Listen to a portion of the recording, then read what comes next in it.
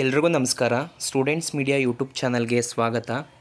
KA ನಡೆಸುವಂತಹ PGCET examination ಯಾರ್ಯಾರು ಈ ವರ್ಷ ಬರೆದಿದ್ದೀರೋ, ಯಾರ್ಯಾರು ನೀವು MCA MBAಗೆ ಅಡ್ಮಿಷನ್ ಆಗಬೇಕು ಅಂತಿದ್ದೀರೋ, ನಿಮಗೆ ಭಾನುವಾರ ಎಕ್ಸಾಮ್ನ ಕಂಡಕ್ಟ್ ಮಾಡಿದರು MBA ಮತ್ತು MCAಗೆ.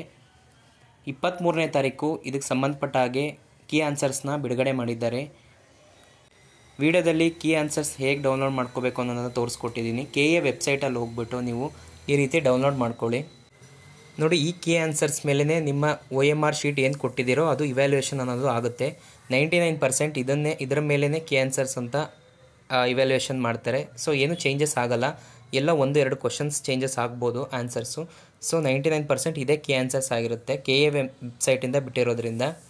ಸೊ ನೀವು ನಿಮ್ಮ OMR ಶೀಟ್ದು ಕಾರ್ಬನ್ ಕಾಪಿ ಏನು ತಂದಿರ್ತೀರೋ ಅದನ್ನು ನೋಡಿಕೊಂಡು ನೀವು ಎಷ್ಟು ಕರೆಕ್ಟ್ ಆನ್ಸರ್ಸ್ ಆಗಿದೆ ಅನ್ನೋದನ್ನ ನೀವು ತಿಳ್ಕೊಳ್ಳಿ.